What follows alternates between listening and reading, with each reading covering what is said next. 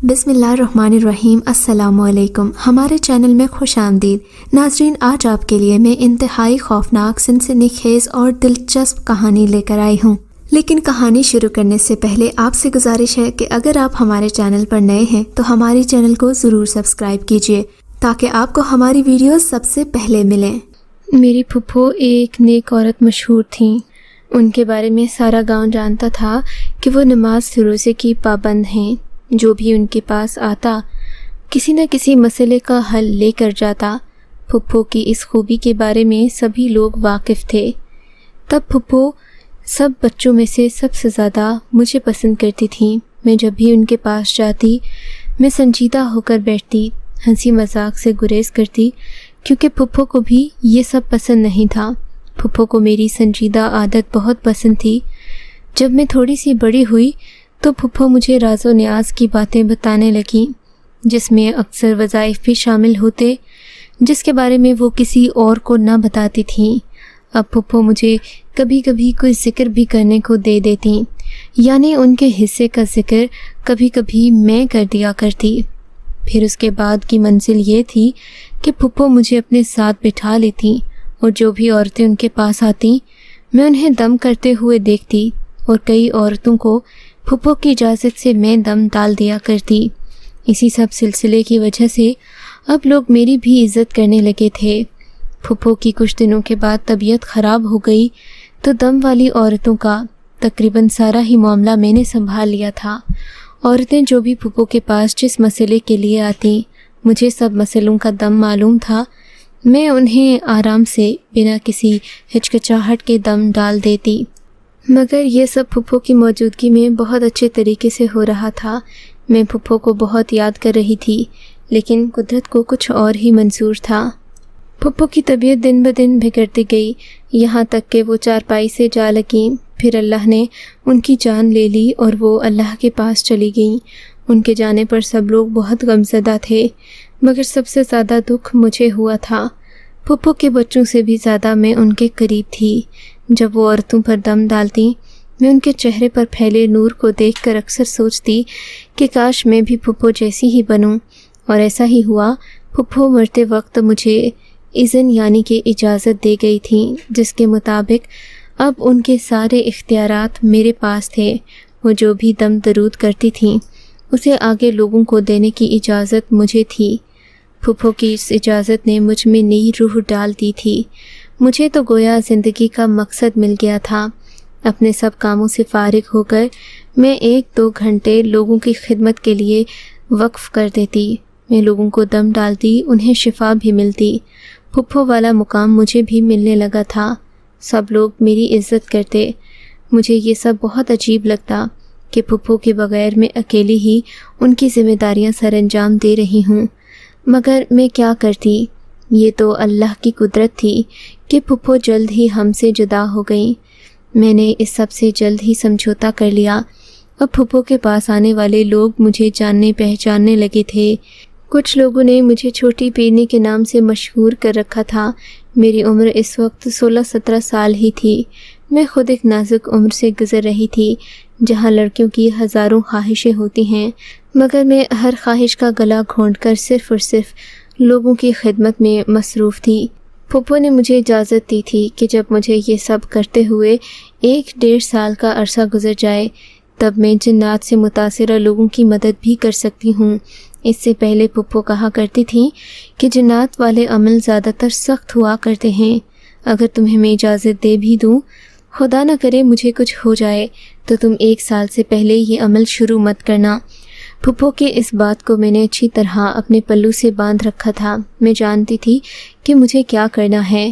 آخر 1 سال کا عرصہ گزرنے کے بعد میں نے عورتوں کو اس بات کی اجازت دے دی کہ اگر آپ کے پاس کوئی عصبی مریض ہے جس پر جنات کا سایہ ہے تو وہ مجھے دکھا سکتے ہیں، مگر میں نہیں جانتی تھی کہ میرے لیے یہ اعلان کتنی بڑی مصیبت بن جائے گا۔ ایک نوجوان کم عمر لڑکی جنات کا معاملہ نہیں دیکھ سکتی، وہ بھی جسے اس سب مخلوق کا تجربہ بھی نہ ہو اور جس کا ذہن بھی نہ پختہ ہو۔ میں تو اس قدر ڈرپوک تھی کہ بلی کی آہٹ سے بھی ڈر جایا کرتی۔ مجھے جنات کے بارے میں ایسی بات نہیں کہنا چاہیے تھی جو میرے لیے ہی ڈر اور نقصان کا باعث بنے۔ خیر، میرے اعلان پر لوگوں نے اس بات کو بڑی سنجیدگی سے لیا، کہا کہ پیرنی نے اجازت دے دی ہے۔ تبھی میرے پاس آنے والے لوگوں کا رش بڑھ گیا تھا، لیکن جنات والی مریضائیں صرف لڑکیاں ہی ہوتی تھیں۔ اکثر لڑکیوں پر جنات عاشق ہوتے یا کسی نہ کسی پاگل پن کی وجہ سے لوگ انہیں جنات کا نام دے کر میرے پاس لے آتے۔ میں اچھی طرح جانتی تھی کہ ایک پاگل پن کے دورے پڑنے اور جنات کے حاضر ہونے میں کیا فرق ہے۔ اتنا تو میں پھپھو کی صحبت میں بھی سیکھ گئی تھی، لیکن آج جو میرے ساتھ واقعہ پیش آیا تھا وہ بڑا ہی مختلف تھا۔ تقریباً شام 4 بجے کا وقت تھا جب میں اپنے حجرے میں بیٹھی سب عورتوں سے فارغ ہو چکی تھی۔ یہ سردیوں کے دن تھے، 5 بجے مغرب کا وقت ہو جاتا تھا، 4 بجے عصر کا وقت ختم ہونے کو ہوتا تھا۔ میں اپنے کمرے میں ہی بیٹھی تھی کہ مجھے اپنے کمرے کے دروازے پر ایک آہٹ محسوس ہوئی۔ میں نے دیکھا تو ایک لمبے قد والی عورت کھڑی تھی۔ اسے دیکھ کر ایک لمحے کو میں ٹھٹک گئی۔ جی آپ کون؟ میں نے ہمت کر کے پوچھا۔ وہ جی میں دوسرے گاؤں سے آئی ہوں، آپ کی بڑی شہرت سنی ہے میں نے۔ وہ عورت کمرے سے اندر آتے بولی۔ اب روشنی میں صحیح سے اس کا چہرہ دیکھا تو معلوم ہوا کہ وہ ایک بزرگ عورت تھی۔ میں نے انہیں فوراً ہی اپنے سامنے بیٹھنے کا کہا۔ خیر، انہوں نے جب اپنا مسئلہ بیان کرنا شروع کیا تو مجھے معلوم ہوا کہ ان کی جوان بیٹی پر کسی عاشق جن کا سایہ ہے۔ میری نظر پہلو میں بیٹھی اس نوجوان لڑکی پر پڑی تو میں حیران ہی رہ گئی۔ وہ بلا کی خوبصورت تھی، اس کی آنکھیں دیکھ کر جن تو کیا کوئی انسان بھی فدا ہو سکتا تھا۔ میں نے اسے کافی دیر غور سے دیکھا تھا، اس پر جنات کے تاثرات تھے اور وہ بہت گھبرائی ہوئی لگ رہی تھی۔ اس کی آنکھیں یوں پتھرائی تھیں جیسے وہ کچھ جانتی ہی نہ ہو، وہ خالی ذہن لگ رہی تھی۔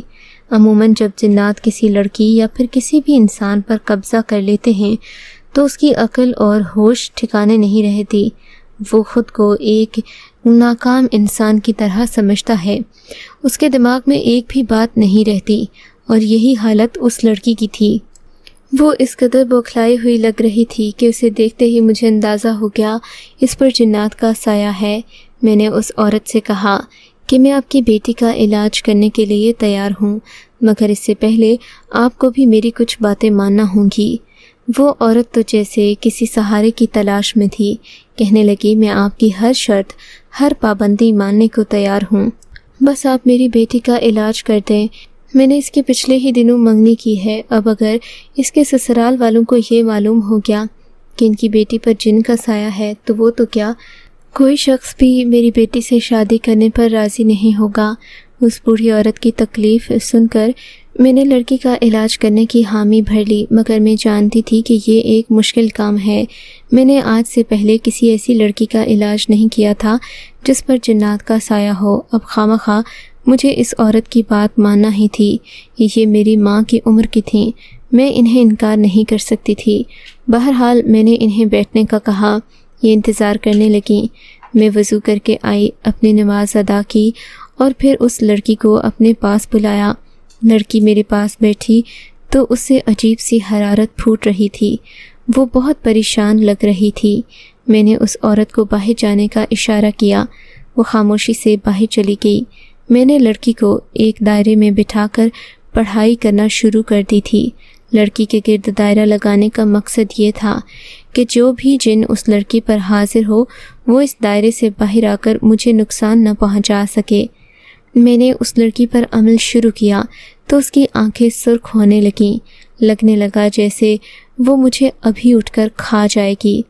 کافی دیر عمل کرنے کے بعد بھی اس پر کسی قسم کی حاضری نہ ہوئی تو میں پریشان ہو گئی، کیونکہ میں نے پھپھو سے جتنا عمل سیکھا تھا وہ سارا ہی میں کر چکی تھی۔ خیر، میں نے اپنا بھرم رکھنے کے لیے لڑکی کو 1-2 وظیفے پڑھنے کو دیے اور اسے اس کی ماں کے ساتھ گھر بھیج دیا۔ اس کی ماں مطمئن ہو گئی تھی کہ پیرنی جی نے کچھ نہ کچھ پڑھ کر پھونک دیا ہے، مگر میں ہی جانتی تھی کہ اصل حقیقت کیا ہے۔ ان کے جانے کے بعد میں سوچنے لگی کہ آخر میرے عمل میں کیا کمی ہے، جبکہ میرے باقی سب عمل تو صحیح جا رہے تھے، کبھی کسی کو شکایت کا موقع نہیں ملا تھا۔ خیر سے اس عورت کے جانے کے بعد میں شام کے کھانے کی تیاری کرنے لگی۔ میری اماں آج کل تھکی تھکی سی رہتی تھیں، میں ان کا زیادہ سے زیادہ ہاتھ بٹاتی تھی تاکہ میری وجہ سے کہیں ان پر بوجھ ہی نہ پڑے۔ آخر وہ ماں باپ ہی ہوتے ہیں جو انسان کی سب سے اولین ذمہ داری ہوتے ہیں۔ اب میں بہت پابندی سے اپنی ماں کا خیال رکھنے لگی تھی، مگر اس دن نہ جانے کیا ہوا، کچن میں کھانا بناتے ہوئے بار بار مجھے دل گھبرانے لگتا، میری طبیعت بھاری ہونے لگتی اور ایسا محسوس ہوتا جیسے میرے سینے پر کوئی دباؤ پڑ رہا ہو۔ میں بار بار منہ ہاتھ دھوتی، اپنے آپ کو تر و تازہ رکھنے کی کوشش کرتی، مگر یہ ایک ہی جذبہ تھا، ایک ہی احساس تھا جو بار بار میرے ذہن کو الجھا رہا تھا۔ اب تو کافی دیر گزر گئی تھی۔ میں نے سوچا میں کھانا کھا کر اپنے کمرے میں چلتی ہوں، مگر آج تو کمرے میں جانے سے بھی گھبراہٹ ہو رہی تھی۔ خیر سے وقت کو کوئی روک تو نہیں سکتا۔ میں نے کھانا کھانے کے بعد اپنے کمرے کا رخ کیا تو وہاں سے عجیب و غریب آوازیں آ رہی تھیں۔ میں پریشان ہو گئی، اندر جانے کو دل تو نہیں چاہ رہا تھا، لیکن اگر میں بھی ڈر جاتی تو مجھ سے وابستہ لوگوں کی امیدوں کا کیا ہوتا۔ میں نے کمرے کا دروازہ کھولا۔ اس وقت تقریباً پورے گھر میں خاموشی تھی، میرے باقی بہن بھائی بھی سو چکے تھے۔ میں نماز پڑھنے کے بعد اپنے کمرے میں آئی تھی۔ میرے کمرے میں روشنی نہیں تھی، جبکہ باقی گھر میں بھی اندھیرا تھا۔ مجھے اپنے کمرے کی روشنی خود ہی جلانا تھی۔ کمرے میں اندر قدم رکھتے ہوئے میں نے جیسے ہی کمرے کا بلب آن کیا تو وہاں کچھ بھی نہیں تھا، البتہ ایک عجیب سا دھواں تھا جو میرے کمرے کی کھڑکی کے پاس موجود تھا۔ میں نے غور سے دیکھا تو وہ بھی غائب ہو گیا۔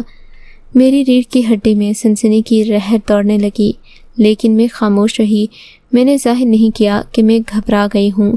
تھوڑی ہی دیر میں مجھے نیند آ گئی تھی۔ اب میں اپنے کمرے میں نیند کی آغوش میں جانے ہی والی تھی کہ مجھے اپنے کمرے کی دروازے پر ایک آہٹ محسوس ہوئی۔ میں یکدم گڑبڑا کر بیٹھ گئی تھی۔ مجھے پہلے ہی اس بات کا ڈر تھا کہ آج رات کو ضرور کچھ نہ کچھ ہوگا۔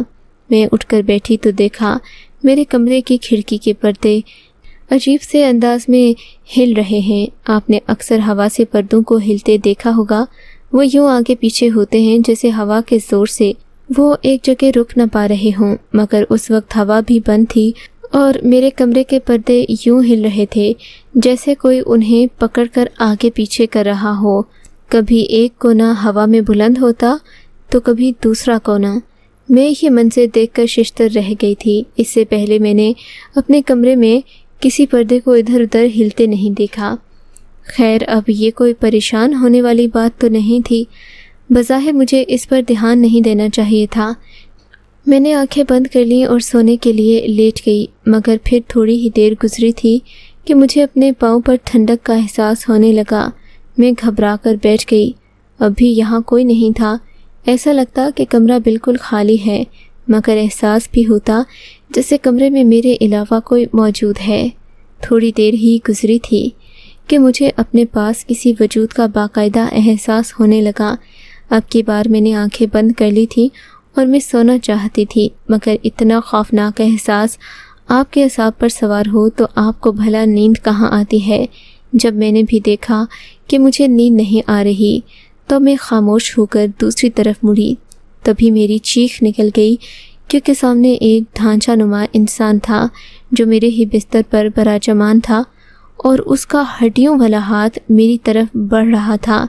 میری تو یہ دیکھ کر سانسیں خشک ہونے لگی تھیں۔ میں اس ڈھانچے کے قبضے سے نکل کر باہر جانا چاہتی تھی، مگر جیسے ہی میں نے اٹھنا چاہا اس کا ہڈیوں سے بھرا یخ ٹھنڈا ہاتھ میرے چہرے پر لگا۔ مجھے ایسا لگا جیسے کسی نے مجھ پر برف کی 10 سلیں رکھ دی ہوں۔ وہ ہاتھ اس قدر ٹھنڈا تھا کہ مجھے اپنے پورے وجود میں سردی محسوس ہونے لگی، مگر میں نے ہمت نہیں ہاری۔ میں نے اپنی پھپھو سے یہی سن رکھا تھا کہ جنات انسان کو ڈرانے کے علاوہ اور کوئی نقصان نہیں پہنچا سکتے، اگر وہ کوئی نقصان پہنچائیں بھی تو وہ صرف اور صرف نظر کا دھوکہ ہوتا ہے، اور بعض اوقات نظر کا دھوکہ بھی انسان کو بڑی مصیبت میں ڈال دیتا ہے۔ سو میں اس معاملے سے دور رہنا چاہتی تھی، مگر یہ کیا، اب تو حقیقت میرے سامنے آنکھیں کھولی کھڑی تھی۔ میں نے زور سے اللہ اکبر کا نعرہ لگایا، اٹھ کر بیٹھ گئی اور بآواز بلند آیت الکرسی پڑھنے لگی۔ میرے ایسا کرنے کی دیر تھی کہ وہ دونوں ہی احساس ختم ہو گئے، کیونکہ یہ کسی انسان کے نہیں بلکہ کسی جن کے ہاتھ تھے جنہوں نے مجھے یاد دلایا کہ انسان کس قدر بے بس ہے، وہ چاہ کر بھی کچھ چیزوں کو روک نہیں سکتا۔ خیر سے میں نے اسی وقت فیصلہ کیا کہ کل وہ لڑکی آئے گی تو اس پر صحیح اچھا سا عمل کروں گی جس سے وہ جن اس کی بھی جان چھوڑ دے اور مجھ پر سے بھی یہ معاملات ختم ہو جائیں۔ مگر یہ بھی میری ایک اور بڑی غلطی تھی۔ اب میں کل ہونے کا انتظار کرنے لگی۔ صبح سے شام ہو گئی۔ شام کو دوبارہ رات کا منظر پھیلنے لگا تھا کہ وہی لڑکی اپنی ماں کے ساتھ مجھے اپنے گھر کی طرف بڑھتی دکھائی گئی۔ اس کا قد بڑا ہی خوبصورت تھا اور اس کی بیٹی بھی بہت حسین تھی، بے پناہ حسین۔ آہستہ آہستہ وہ لوگ جب میرے کمرے میں پہنچے تو میرے ذہن میں کل والا سارا منزل آ گیا تھا۔ میں نے سوچا پہلے اس لڑکی سے سوال کروں گی، بیٹا کیا تم نے کل کوئی خفیہ خوفناک منظر دیکھا ہے؟ میری بات سن کر وہ لڑکی رونے لگی جیسے اسے کسی نے یہ سب بھی بتانے سے منع کیا ہو۔ بیٹا تم ڈرو نہیں، میں نے کہا، تم جتنا مجھے صحیح اور صاف جواب دو گی ہم اتنی ہی جلدی اس سارے مسئلے کو ختم کر سکتے ہیں، لیکن اگر تمہیں نہ بتایا تو میں ہار جاؤں گی اور وہ طاقتیں ہمیشہ کے لیے تم پر غالب ہو جائیں گی۔ یہ بات سن کر وہ لڑکی سوچ میں پڑ گئی۔ شاید وہ گھبرا رہی تھی، مجھے وہ سب بتا نہیں پا رہی تھی جو کل رات اس کے ساتھ پیش آیا۔ اس نے مجھے ایک ایک واقعہ بتایا تو میرے ذہن کے پردے کھلتے چلے گئے۔ اس نے جو نقشہ کھینچا تھا وہ ایک ایسے جنات کے قبیلے کا تھا جنہیں پانی سے سخت ڈر لگتا ہے۔ وہ پانی سے گھبراتے ہیں اور اگر ان پر دم کیا ہوا کوئی بھی پانی ڈال دیا جائے تو ان کے لیے زندہ رہنا مشکل ہو جاتا ہے۔ بچی کی بات سن کر اب میں جان گئی تھی کہ مجھے کیا کرنا ہے۔ میں نے انہیں اگلے دن اپنے گھر آنے کا کہا اور میں ساری رات اس بات پر غور کرتی رہی کہ اگر میں جنات کے اس سائے کو اس لڑکی پر سے ہٹا دوں تو کیا وہ ہمیشہ کے لیے میری بھی جان چھوڑ دے گا یا پھر میں اس کی غلام بن جاؤں گی۔ یہ سوچ بھی عجیب تھی، یہ خیال بھی نرالا تھا، مگر پھر جب میں نے اس لڑکی کی ماں کو دیکھا تو میری آنکھیں بھر آئیں۔ یقیناً مجھے ان کی مدد کرنی چاہیے تھی۔ میں نے اس لڑکی پر عمل کرنا شروع کیا۔ آج میری پڑھائی مضبوط تھی۔ تھوڑی ہی دیر گزری تھی کہ اس لڑکی کی آواز بدلنے لگی۔ وہ کسی ریچھ کی سی آواز نکال رہی تھی جبکہ اس کی آنکھیں لال تھیں۔ پھر اس نے بولنا شروع کیا تو میں حیران ہی رہ گئی۔ تم اس کی جان چھوڑ کیوں نہیں دیتے؟ میں نے اس سے سوال کیا تو وہ بولا، میں ہمیشہ کے لیے اس سے دور چلا جاؤں گا، مگر میری ایک شرط ہے۔ بولو۔ میں نے رکھائی سے جواب دیا، میں اس لڑکی کو پسند نہیں کرتا۔ تو پھر تم کیوں اس پر قابض ہو؟ میرے سوال کا جو اس نے جواب دیا اس نے میرے ہوش اڑا کر رکھ دیے۔ میں جانتا تھا کہ تم لوگوں کے ساتھ دم درود کا معاملہ کرتی ہو۔ میں نے تمہیں آج سے 10 سال پہلے ایک قبرستان میں دیکھا تھا جب تم اپنی پھوپھی کے ساتھ وہاں کچھ چیز لینے آئی تھی۔ بس تبھی سے میں تمہارا عاشق ہوں۔ میں چاہتا تھا جب تم بڑی ہوگی تو میں تم سے شادی رچاؤں گا۔ اب اگر تم مجھ سے شادی کے لیے مان جاؤ تو میں اس لڑکی کو چھوڑ دوں گا، ورنہ میں تمہارے سبھی مریدوں کے لیے زندگی مشکل کر دوں گا۔ تم دم کرتے کرتے تھک جاؤ گی مگر تم سب کو صحیح نہیں کر پاؤ گی، یہ میرا تم سے وعدہ ہے۔ وہ ایسے بول رہا تھا جیسے کوئی ضدی انسان ہو۔ تو تم مجھ سے شادی کرنا چاہتے ہو؟ میں نے پوچھا۔ ہاں، میں تمہیں اپنا بنانا چاہتا ہوں۔ تم جانتے ہو کہ انسان اور جنات کی شادی ممکن نہیں؟ میں نے پوچھا۔ ہاں، لیکن انسان اور جنات کی شادی کی ایک صورت ممکن ہے کہ ایک جن اپنی سبھی طاقتوں کو خیرآباد کہہ کر اپنے انسانی روپ کے مطابق اس دنیا میں رہنا شروع ہو جائے۔ ٹھیک ہے، میں تم پر تبھی بھروسہ کروں گی جب تم انسانی روپ میں آ جاؤ گے اور اپنی ان سب طاقتوں کو وہیں چھوڑاؤ گے۔ میں خود سے زیادہ طاقتور شخص سے شادی نہیں کر سکتی، پھر چاہے وہ کوئی بھی ہو۔ میں نے کہا تو وہ مان گیا۔ اب میرے دماغ میں ترکیب تھی کہ میں نے دراصل اس ضدی جن سے اس لڑکی کی اور اپنی جان چھڑانی کیسے تھی، کیونکہ وہ لڑکی بیچاری بھی میری وجہ سے مصیبت کا شکار تھی، ورنہ وہ تو بالکل آزادانہ زندگی گزار رہی تھی جب اس پر اچانک یہ دورے پڑنا شروع ہوئے۔ خیر، میں نے اس لڑکی کو گھر بھیج دیا تھا، مگر پوری رات مجھے ڈر معلوم ہوتا رہا۔ پھر میں نے ایک فیصلہ کیا، میں اللہ کے سامنے مضبوط ہو کر دعا مانگوں گی، اللہ تعالیٰ یقیناً میری مدد کریں گے۔ میں نے سوچ لیا اور پھر پوری رات سجدے میں پڑی اللہ سے دعائیں مانگتی رہی۔ اگلے دن اس لڑکی نے آنا تھا۔ میں نے پانی دم کر کے اپنے پاس ہی رکھا ہوا تھا۔ لڑکی کے آتے ہی میں نے عمل شروع کر دیا۔ جیسے ہی وہ میرے سامنے بیٹھی میں نے پھرتی سے اس کے اوپر پانی گرانا شروع کر دیا، اور پھر جنات کو حاضر کرنے کا وہ وظیفہ بھی جس سے جنات کسی صورت بچ نہیں سکتے۔ اگر وہ کسی شخص کو تنگ کر رہے ہوں تو اس دعا کے بعد ان پر حاضری دینا لازم ہو جاتا ہے۔ میں نے ایسا ہی کیا۔ اگلے دن وہ لڑکی آئی تو بہت نڈھال سی تھی، لیکن جب میں نے پانی ڈالا تو وہ کسی شعلے کی طرح بھڑک اٹھی، چیخنے چلانے لگی، مگر میں نے اس کی کوئی پرواہ نہیں کی، کیونکہ یہ وہ نہیں چلا رہی تھی، اس کے اندر کا وجود چیخ رہا تھا۔ خیر، اس لڑکی کا آسیب ختم ہوا۔ وہ اس کے بعد حشاش وشاش ہو گئی۔ اس کی طبیعت تر و تازہ تھی، مگر اس کی خوبصورتی ماند پڑ گئی تھی، پہلے جیسی چمک نہ رہی تھی۔ شاید ڈر، خوف اور کھانا نہ کھانے کی وجہ سے ایسا ہوا تھا۔